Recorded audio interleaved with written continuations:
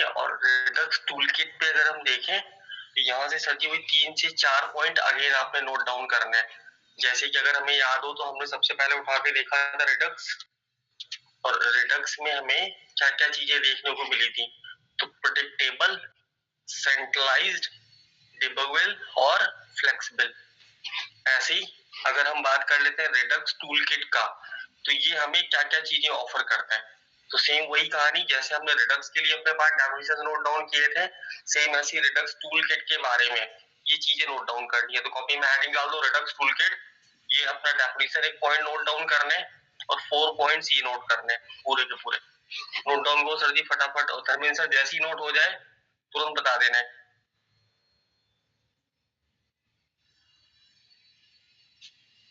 ठीक है, जब तक आप ये नोट डाउन करोगे यहाँ पे, और हम जब तक आप लोगों से बोल रखा था कि एक रिएक्ट का बेसिक प्रोजेक्ट सेटअप करके लेके आना है, तो वो वाला प्रोजेक्ट जो सेटअप करके रखा है उसको अलग से आप एक्सेस करके रखोगे।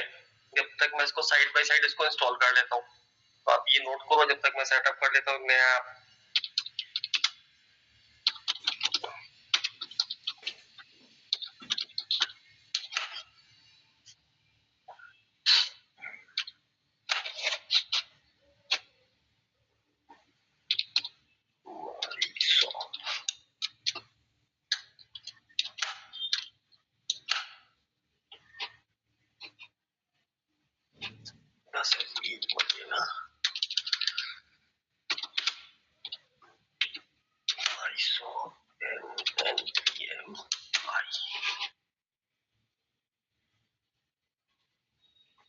नोट डाउन कर दो सर जी ये वाला पोर्शन, और अटेंडेंस जिसकी रहती है डाल देना है। इधर ज्यादा लोग दिख रहे हैं, अटेंडेंस कम लोगों की दिख रही है।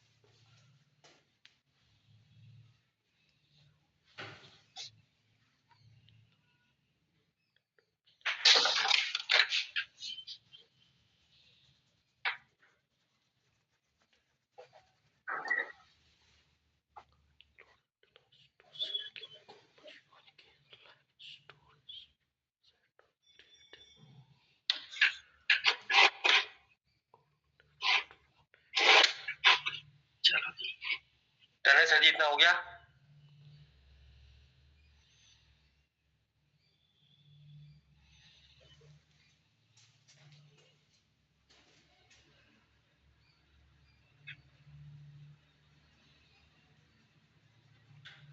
धर्मेंद्र सर हो गया? अभी नहीं हुआ सर। कर दो सर, फटाफट जैसी वजह बता देना।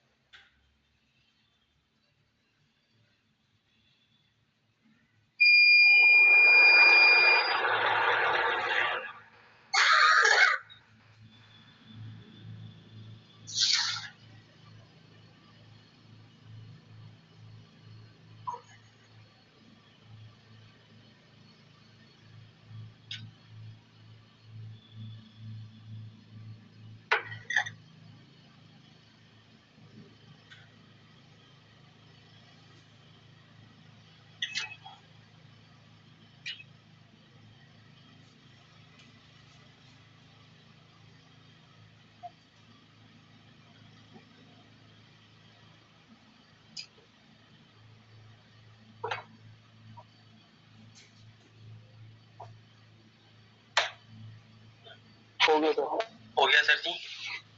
ठीक है सर जी, यहाँ पे अगर देखें तो हमने ना एक न्यू ऐप भी सेटअप कर लिया साथ के साथ ही, माई शॉप नाम से। अभी यहाँ पे क्या करना है, पहले स्टेप्स हम चेकआउट करेंगे कि क्या क्या हमें करना पड़ता है। तो अगर हम देखें तो इनमें जो 4 पॉइंट दिख रहे हैं, सिंपल, ऑप्टिनेटेड, पावरफुल एंड इफेक्टिव, और यहीं पे एक वर्ड आता है आपके पास, इनम्यूटेबल। तो इनम्यूटेबल का मतलब क्या होता है, अगर कोई बता सके तो? चेंज ना हो पाए। कैसा? जो चेंज ना हो पाए। एग्जाम्पल बताओ कोई इनम्यूटेबल का जो हमने यूज किया हो।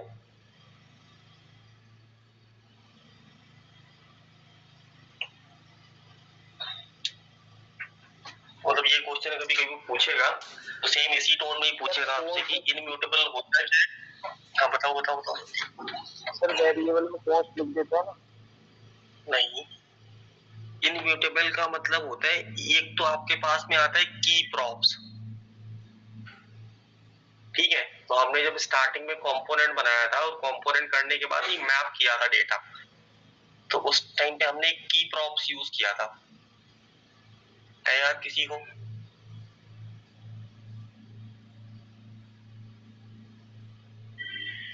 अनी सर आवाज आ रही है?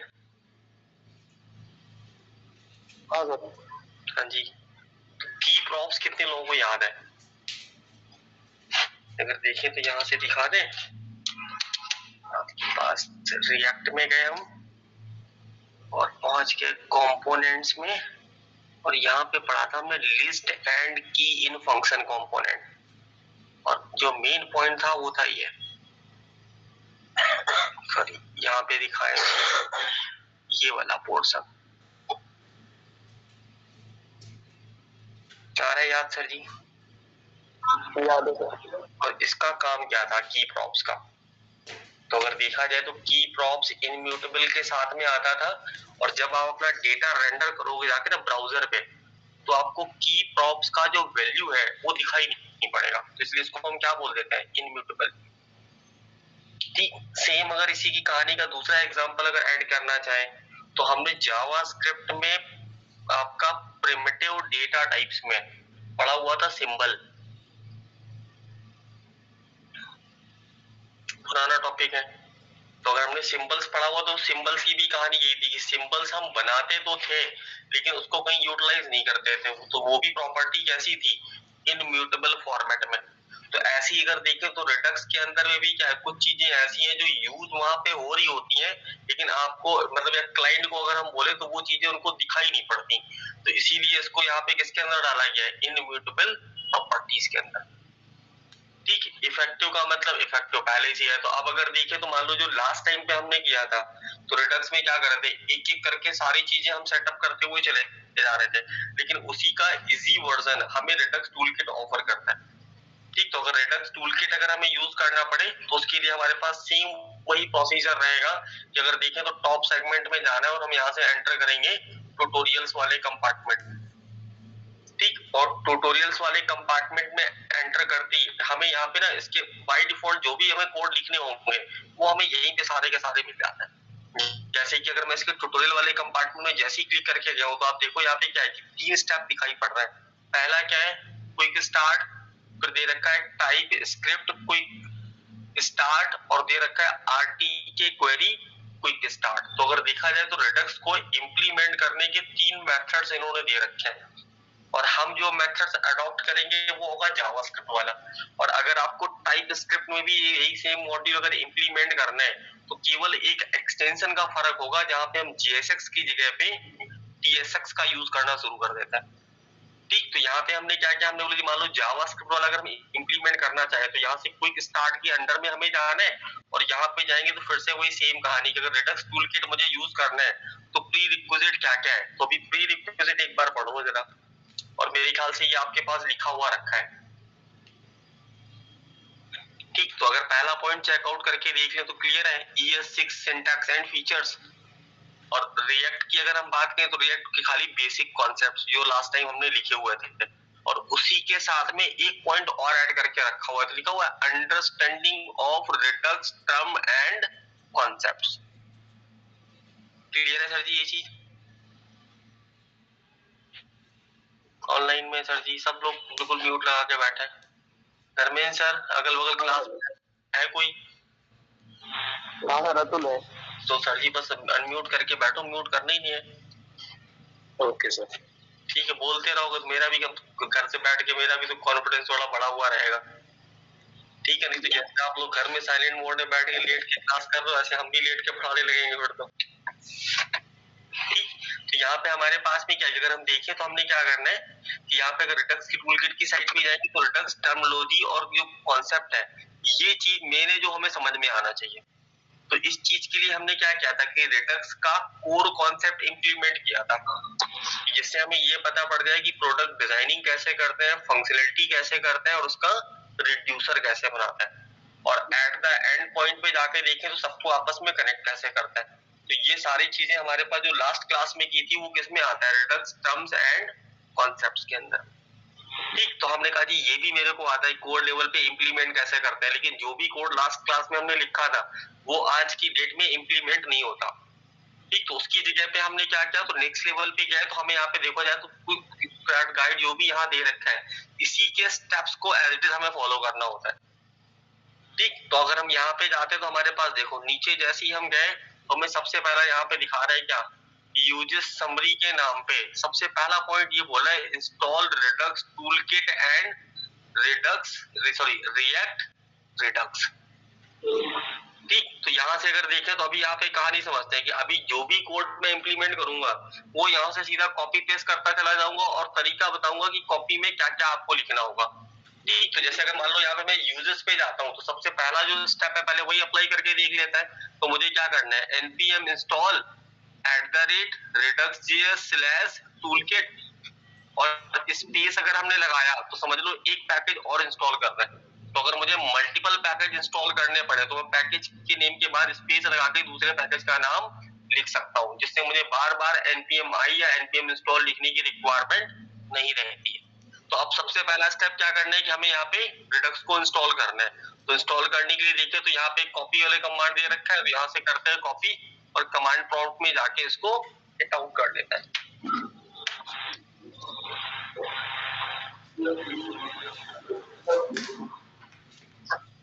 ठीक है, अभी साथ के साथ नहीं करना, थोड़ा सा रुक जाना फिर उसके बाद इंप्लीमेंट करना, कंफ्यूजन खत्म हो जाए। कमांड क्या कर लिया आपने पास, रिडक्स टूलकिट इंस्टॉल कर लिया, फिर सेकंड स्टेप पे जाते हैं। यहाँ पे दे रखा create a Redux store. Store की कहानी क्या थी ये बताओ जरा।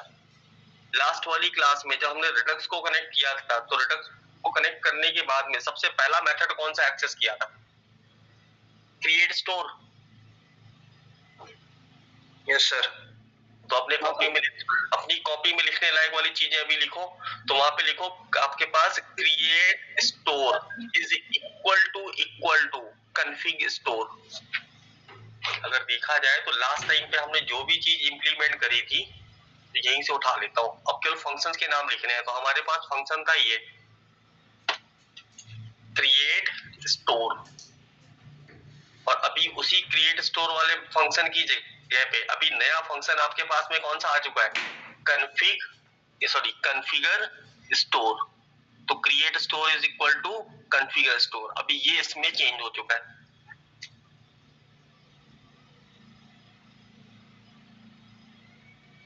लिख दिया सर इनमें डिफरेंस है कोई? सर वॉइस ब्रेक हो रही है थोड़ी सी। सर इसमें डिफरेंस है कोई? डिफरेंस ये कि वो पुराना वाला है, ये नया वाला है। तो अगर देखा जाए तो हमने लास्ट टाइम पे जब वो लिखा था ना अपने पास क्रिएट स्टोर पुराना वाला, तो वहां पे ना ऑटोमेटिक एक सजेशन वहां पे आ रहा था कि this method has been disappear. कि अभी अगर देखें तो ये वाला मेथड जो पुराना वाला था वो चलता है लेकिन कोई यूज नहीं करता, और उसकी जगह पे नया मेथड आपको लॉन्च हो गया जिसका नाम क्या है, कॉन्फ़िगर स्टोर।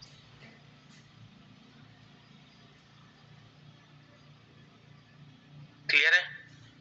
बस खाली ये मेथड लिखना है। लोग ये पूछते हैं कि अभी जो कॉन्फ़िगर स्टोर है ये पुराना मेथड क्या था, पुराना मेथड में अगर ये नाम था तो नया मेथड का नाम क्या है। तो इस तरीके से ये क्वेश्चन आपके पास इरेज होता है। Okay sir. ठीक है, तो यहाँ पे अगर देखें तो फंक्शन का नाम क्या मिल गया, कॉन्फ़िगर स्टोर। फिर अगर देखें तो यहाँ पे क्या है कि जो भी लोग यहाँ पे आपके रिडक्स टूलकिट इंप्लीमेंट करने जाते हैं उनसे सबसे बड़ा मिस्टेक ये होता है कि जब भी वो कोड कॉपी करने जाते हैं तो वो ये टैबिंग नहीं देखते। क्लियर? तो अब यहाँ पे अगर देखें तो अगर मुझे ये स्टोर अगर सेटअप करना है तो ये सारी की सारी इंफॉर्मेशन दे रहा है। जैसे कि फर्स्ट इंफॉर्मेशन में ये बोल रहा है कि अगर आपको कोई स्टोर बनाना है तो वो स्टोर कौन सी लैंग्वेज में लिखना चाहते हो, टाइप स्क्रिप्ट में या जावास्क्रिप्ट में। ठीक, तो मान लो जी हाँ अपने पास अभी किसको अडॉप्ट करेंगे, जावास्क्रिप्ट को। तो पहला रूल ये है कि आपको इस जावास्क्रिप्ट वाले टैब पे क्लिक आउट करना है। तो आपको यहाँ पे मिल जाएगा स्टोर क्रिएट करने का कोड। और अब अगर ये कोड ध्यान से देखें तो क्या पुराने वाले कोड से मैच करता है। इंपोर्ट रिडक्स फ्रॉम रिडक्स, हाँ जी हाँ सर। पुराने वाले कोड से मैच करता हुआ दिखाई पड़ रहा है। नहीं तो यहाँ पे जूम आउट कर लेते हैं इसको। तो जूम आउट कर लेते हैं इसको और चेकआउट करते हैं। तो क्या लिखते थे पहले, इंपोर्ट रिडक्स फ्रॉम रिडक्स। और अभी लेटेस्ट लाइन यहाँ पे क्या ऐड हो चुका है, import configure store from redux.js/toolkit। और इंपोर्ट का मतलब क्या होता है और एक्सपोर्ट का मतलब क्या होता है।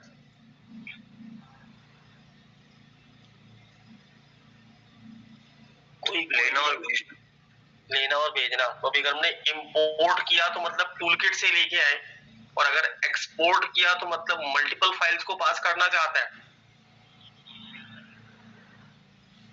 जी, अगर हम एक्सपोर्ट यूज करें तो एक्सपोर्ट का मतलब क्या है कि जहां जहां मेरे को इस कॉन्फ़िगर स्टोर की रिक्वायरमेंट रहेगी वहां पे तो हम डायरेक्टली इंपोर्ट कर सकते हैं इस वाले मेथड को। हाँ सर। ठीक है, और इसी में अगर देखें तो जो भी यहाँ इंपोर्ट एक्सपोर्ट या कॉन्फ़िगर स्टोर ये अगर हमें पता लग गया तो अब बात आती कि ये कोड हमें लिखना कहाँ है। तो लिखने के लिए क्या सजेस्ट कर रहा है, कहाँ जाना है। तो ऊपर देखो जरा, create a file name, src नाम का फोल्डर हमें पता है। देखो जी पहुंच जाए जाके अपने ऐप में। तो हमने ये माई शॉप बना रखा था। माई शॉप में src के अंदर में गए, और src के अंदर ये हमें क्या रिकमेंड कर रहा है, कौन सा फोल्डर बनाना है src के अंदर, ऐप। और ऐप के अंदर store.js। क्लियर है? ये नेम कन्वेंशन कॉपी करो और अपने प्रोजेक्ट के अंडर में सीधा जाओ और यहाँ जाके एक ऐप नाम का फोल्डर बना दो। और इससे पहले हम यहाँ पे कंपोनेंट नाम का फोल्डर बनाते थे। हाँ जी सर। हाँ सर। अब कंपोनेंट फोल्डर की जगह पे यहाँ पे बेस फोल्डर कौन सा दे दिया, ऐप। ऐप के अंडर में गए, फाइल का नाम हमें लिखना है, यहीं से कॉपी पेस्ट मारेंगे इसको, तो स्पेलिंग मिस्टेक कम से कम हमारे पास होंगे। हमने कहा जी ये चाहिए store.js।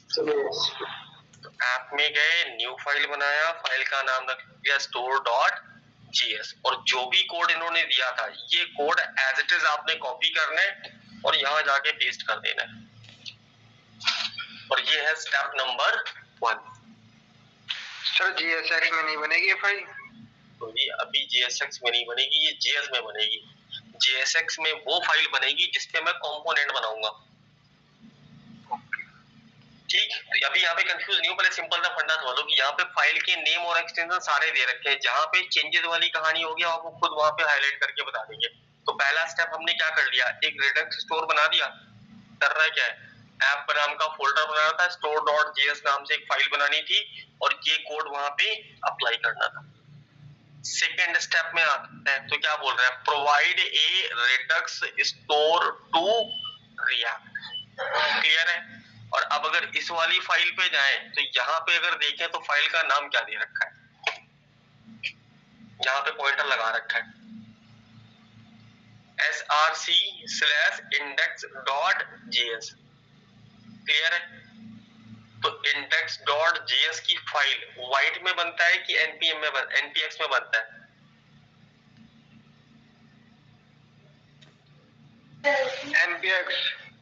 npx में बनता है index.js।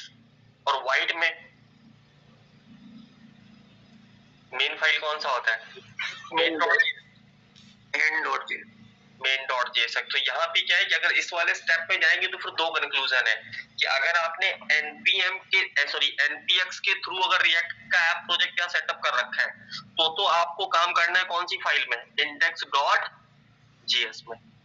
और अगर आपके पास व्हाइट के थ्रू आपने प्रोजेक्ट बना रखा है तो फिर ये कोड लिखा जाएगा किसके ऊपर, main.js पे या main.jsx पे। और अब अगर इसी कोड के अकॉर्डिंग देखें तो भाई फाइल का नेम जो बता रहा है वो तो मेरे पास पहले ही बनाया रखा है। नेक्स्ट लेवल पे अगर हम देखें तो ये कोड देख के कितने लोगों को ऐसा लग रहा है कि यहाँ कॉन्टेक्स्ट एपीआई का कोड लिखा हुआ है।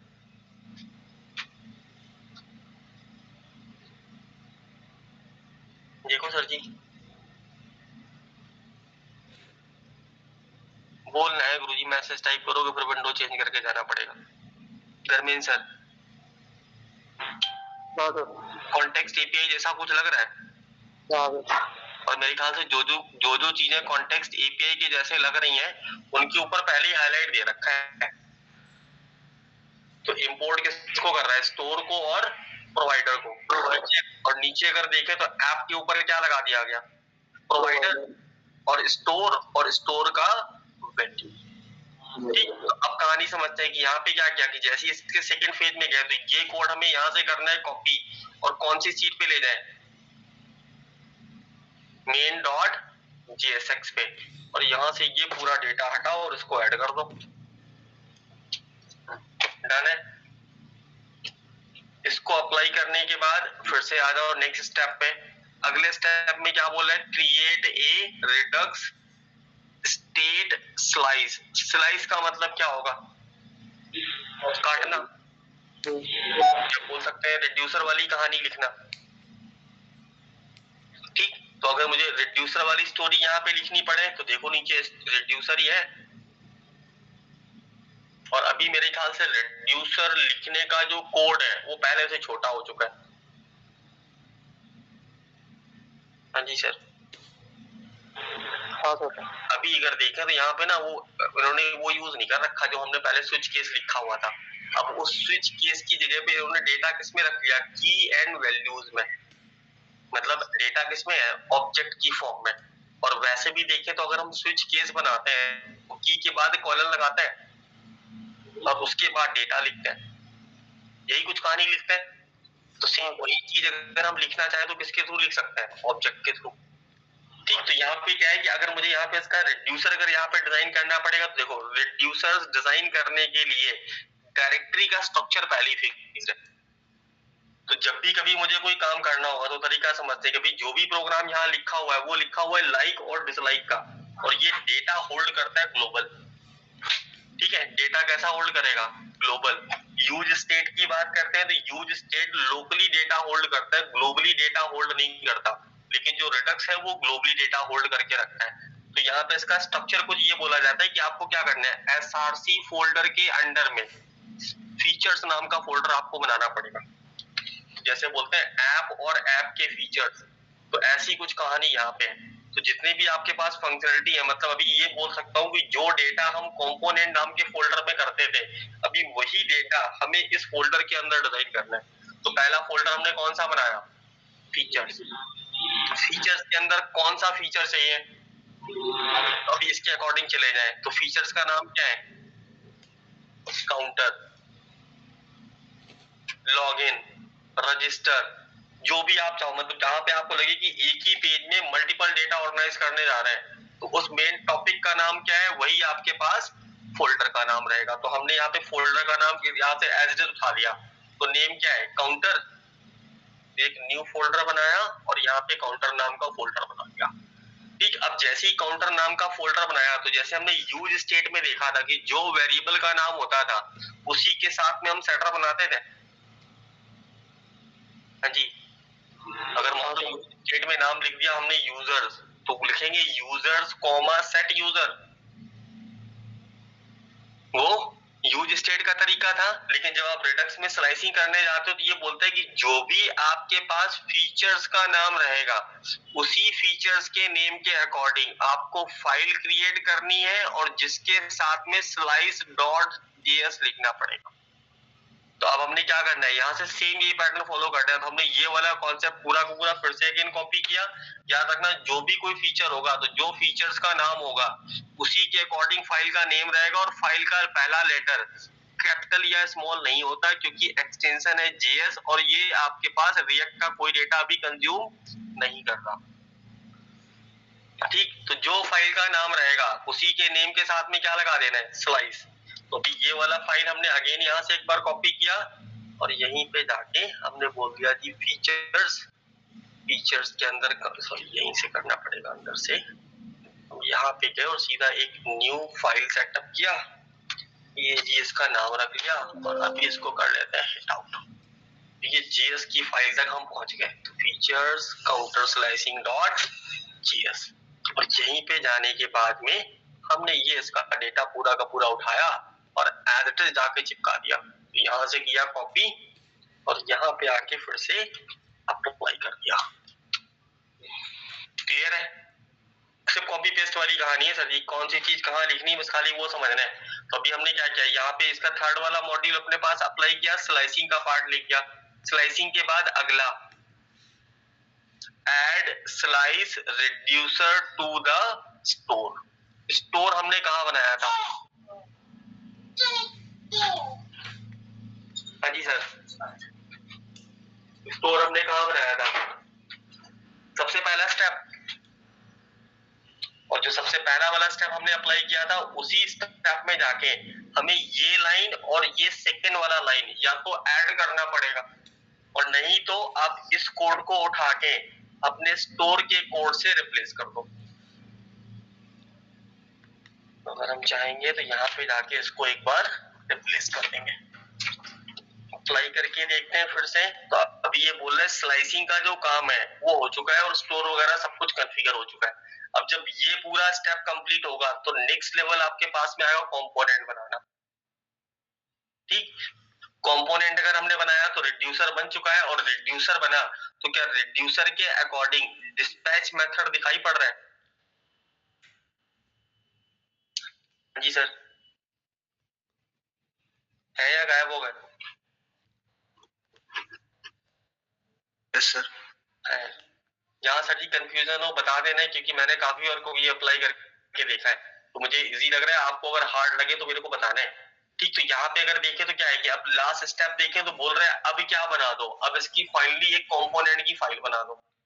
कंपोनेंट की अगर हम फाइल बनाना चाहें तो मान लो जी पुराने कोड्स के अकॉर्डिंग हम सीधा स्टेप देखते हैं, ये वाला यूज किया था, store dot dispatch by cake, by को अलग अलग करके। और जब हम जावास्क्रिप्ट के साथ लिख रहे थे तो हम तो सीधा जाके कंसोल पे जाके क्या कर रहे थे, वही एग्जीक्यूट करके दिखा रहे थे, लेकिन अभी हमें यही लाइन ऑफ कोड कहाँ रखना पड़ेगा, एक कंपोनेंट के अंदर। ठीक, और कंपोनेंट में जाके प्रॉपर बटन वगैरह कुछ हमें डिजाइन करना पड़ेगा। तो उसके लिए अगर देखें तो देखो फीचर्स के अंदर में फाइल का नाम क्या था, सॉरी फोल्डर का नाम क्या था, काउंटर, और काउंटर की स्लाइसिंग का कोड लिखा था ये वाला। ठीक, और काउंटर स्लाइसिंग का मतलब हो गया काउंटर स्लाइसिंग की फाइल में तो बनेगा इसका क्या, रिड्यूसर, और इस रिड्यूसर को इंप्लीमेंट कौन सी फाइल पे करेंगे, तो बस उससे स्लाइस वर्ड हटाना है और आपका मेन फाइल कंपोनेंट का बन जाएगा।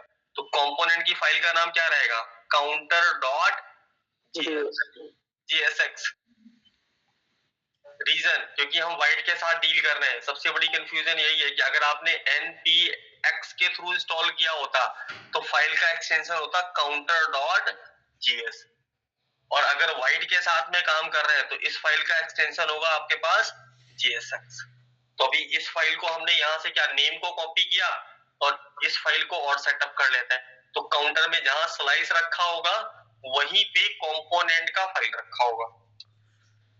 तो हमने ये कंपोनेंट का फाइल यहाँ पे इंप्लीमेंट किया और जो भी इसका कोड है वो एज इट इज जाके हमने इसके ऊपर फिक्स कर दिया। तो वापस गए, ये पूरा कोड कॉपी किया और यहाँ पे जाके अप्लाई कर दिया, और एक्सटेंशन क्या कर दें, JSX, और ये अगर लिखा तो अब मेरे पास लाइक डिसलाइक का ग्लोबल स्टेट का जो एग्जांपल है वो तैयार है। ठीक, अब इस एग्जांपल को अगर मुझे कॉल करना होगा तो कॉल हम कौन सी फाइल पे करेंगे इस कंपोनेंट को, app.jsx पे, और app.jsx पे गए और हमने ये अनवांटेड सारी चीजें रिमूव कर ली। देन अपने पास ये भी हटा देता हूँ स्टेट, इसकी मेरे को कोई भी रिक्वायरमेंट नहीं है, और टॉप के डेटा की भी कोई रिक्वायरमेंट नहीं है। तो यहाँ पे रिटर्न में गए और हमने यहाँ पे कॉल कर लिया अपने काउंटर को। क्लियर है? अप्लाई करके अगर हम देखें इसको तो ब्राउजर पे अपने पास गया और बोल दिया npm रन और टैब, देन ओ के साथ में कंटिन्यू किया। तो अभी देखो जरा, यहाँ पे एक सिंपल सा ये प्रोग्राम आ रहा है इंक्रीमेंट और डिक्रीमेंट का।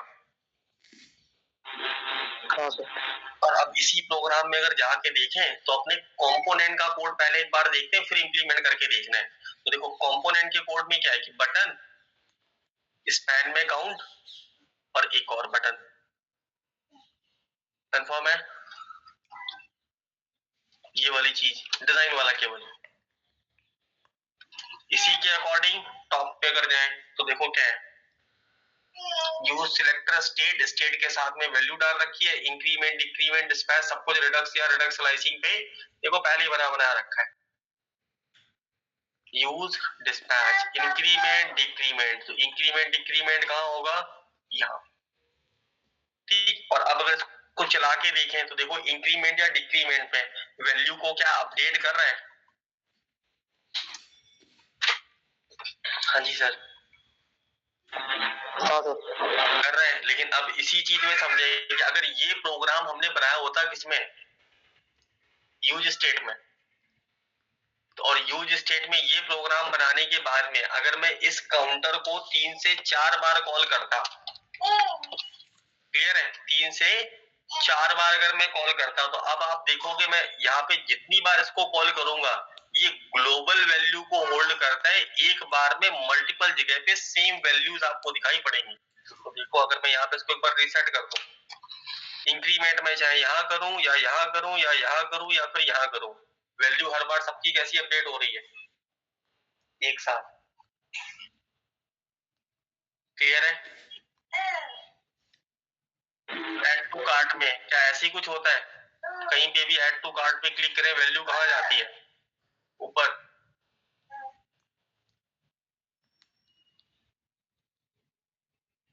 है कोई क्वेरी सर जी इससे रिलेटेड यहाँ पे अभी, या पूरा ऊपर से गया धर्मेंद्र सर?